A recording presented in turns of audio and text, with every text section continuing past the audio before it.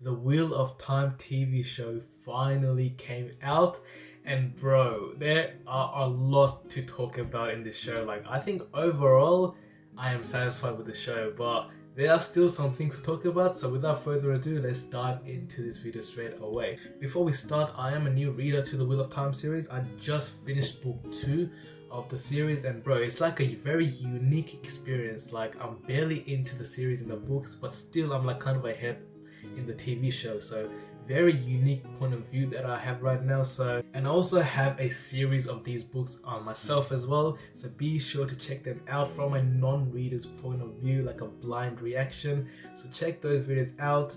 And yeah, let's talk about this TV show, man. Like, first of all, let's talk about the visuals, man. The visuals were pinpoint spectacular. They were beautiful. The scenes were spectacular. The color grading was absolutely phenomenal. Like, I think it was recorded in Czech Republic. Like, bro, book me a ticket to Czech Republic right now, bro. I'm trying to get a holiday right there, bro. It was so gorgeous, man. Like, holy moly. Not only that, I feel like their work with the shadow spawns, like the Trollocs and the Murdrolls, they looked very clean and impressive as well, man. So that part was a 10 out of 10 for me, bro. Now, next are the casting. I reckon every main cast absolutely knocked it out of the park. Matt in specific and Peyton Fane.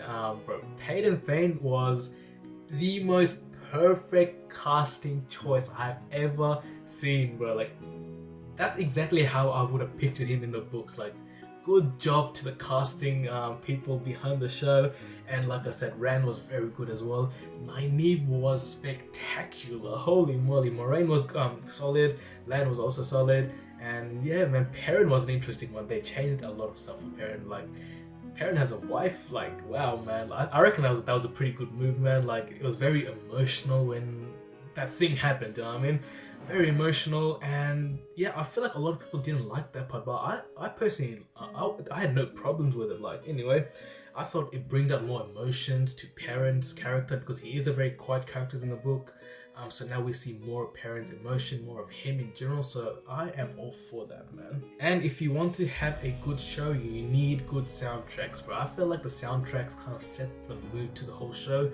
They did a very good job with the soundtracks, man. The soundtrack were timed perfectly as well, and yeah, it just was very nice, bro. I would give the soundtrack like an 8.5 out of 10, and I forgot to give the casting. Like, casting was like a 9.5 out of 10, man. Like, the casting was very impressive, man. And the soundtrack also was, when I first listened to the soundtrack before the show came out, I wasn't the biggest fan of it, but it actually worked with the show while you watch it, so that's why I'm giving it a high score. So the soundtrack works, and those are like my main positives to the whole show.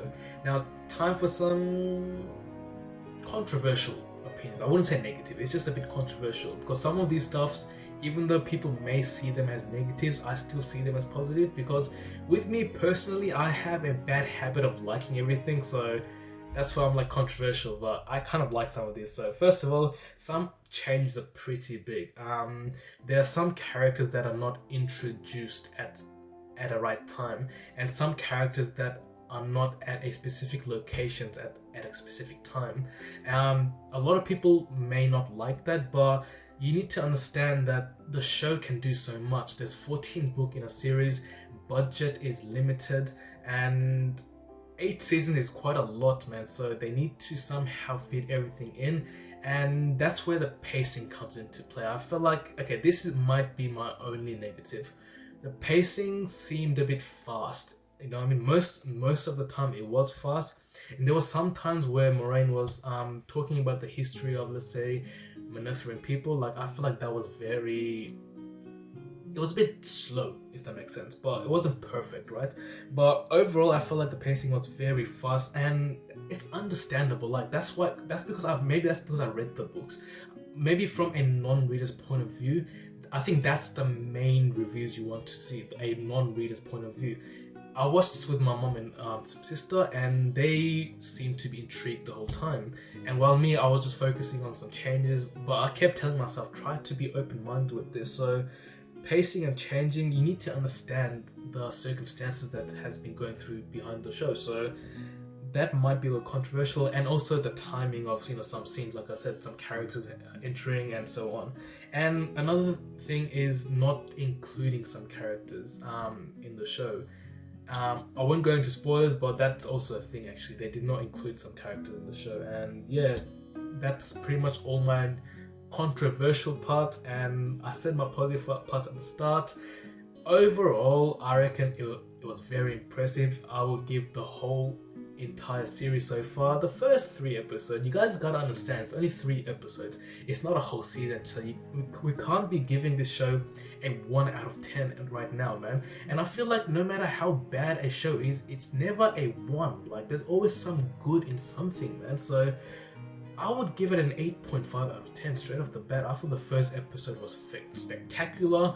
The action was overall good, but then there was like the way how easily the Trollocs were killed at times. Like, one slash spilled so much blood. I was like, okay, but still very good action. Moraine using the 1 power was absolutely awesome. The part in Shadow Lagoth, there was no Mashata, which was interesting, but still very mysterious. From here onwards, there's going to be a lot of spoilers from the book, so I'll leave a timestamp underneath, so skip the spoiler part towards the end to hear my overall thoughts on the show. Okay, this first one I was not the biggest fan of. Pain Fane. When the Trollocs attacked the two rivers, we could easily see that Pain Fane was up to something. He was smiling, he had those eyes, and he turned around and was walking so confidently. So we knew that he was behind it, and it's very easy to guess, bro. Like in the books, Pain Fane disappeared randomly, and when we saw him in Baelon first, I didn't suspect him at all first until we actually left, and then we saw all the chaos that happened. Like, that's more fun, if that makes sense. Like, why would you give away? I feel like they kind of gave it away there. Hopefully people don't pick up on that, but I feel like people will pick on it, man. So I wish they had kept it more mysterious, but maybe I'm being a bit too nitpicky, you know what I mean? Now the second one was the Heron Blade, man. I wish Tam had explained more about the Heron Blade, not just the Heron Blade, Tam's fever. I wish Tam talked about the fever more, how Rand would have been an Outlander, because Rand clearly is now, we can all assume that Rand is not an Outlander, and yeah, that part with Tam and Rand was just not explained enough in my opinion. Like that part was very, very good in my opinion in the books. Especially the Heron Blade. I felt like they should have at least talked more about the Heron Blade, because Lan didn't even talk about the Heron Blade with Rand in the Two Rivers. They just dipped straight away after the Trolloc attacks. And yeah, I wish they talked about the Heron Blade a bit more. Now, in my opinion, this is a massive miss. Elias, in my opinion, was very critical in terms of the background information. Through Elias, we got to learn more about the wolves. Through Elias, we got to learn about Arthur Hawkins when they went to the statue. Through Elias, he took them to the Tinkers, and we learned more about the Aes Sedai, the Black Argent, and so on.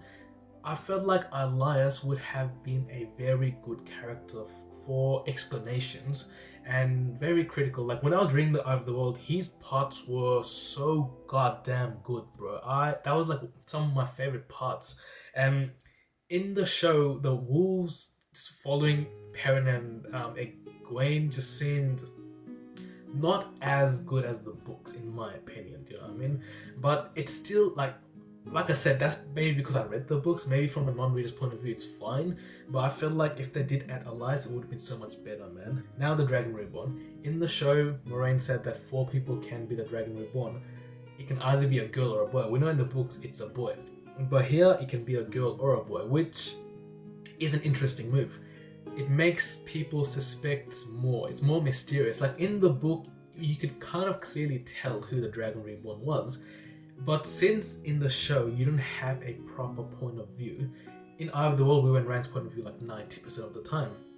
Well, here everyone seems to be the main character, and like when I was watching with my sister and my mom, when the Trollocs took Nynaeve by the braid, my sister was like, Nynaeve is going to be the dragon because the Trollocs took her. That means they need her. So that's a very interesting move that they did there, man. Like, the dragon actually is way more mysterious right now, do you know what I mean? So, now let's go from the dragon to the false dragon, bro. Logain. In my opinion, in the Eye of the World, Logain had one of the most badass entrances. He was in a cage, it was people all around him in Camelin, and he was just smiling at them like we knew he was a shit, bro.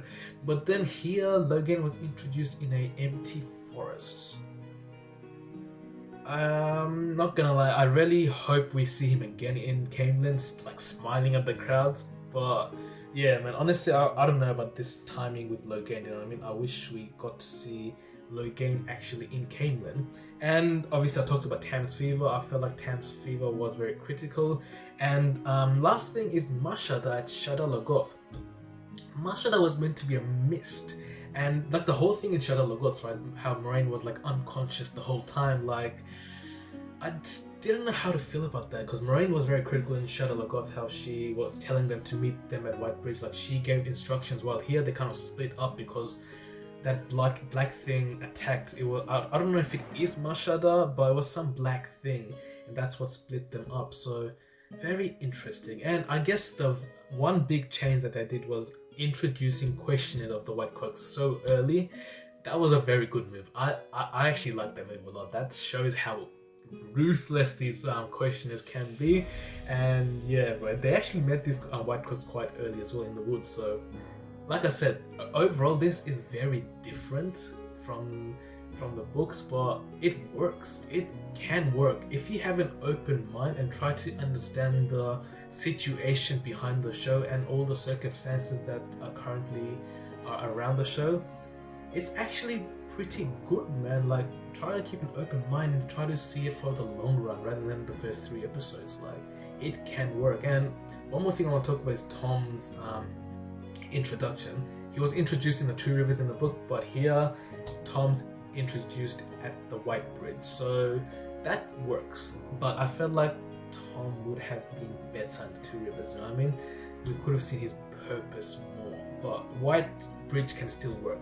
It can still work, so I'm not complaining about that. Now, my final thoughts, I reckon this show had fantastic visuals, the castings were amazing, the CGI were pretty impressive, the soundtracks works, and there are some changes, but most of the changes actually work. And I felt like there are some critical stuff that they could have added from the book, like for example characters, locations, timing, and the overall structure. But you need to understand it, like I said, from a non-reader's point of view. Maybe that's what their aim is overall. So overall, in my opinion, I think it works. I would give the first 3 episodes a 8.5 out of 10, and I have high hopes for the show in the long run. And that's going to be it for today. If you guys enjoyed this content, make sure to give me a like, subscribe to my channel, because I do review the books completely blind. I never read the book, I just finished book 2, so if you're into that, check out my other videos, and until next time, I'll see you guys in the next video. Take care now, bye.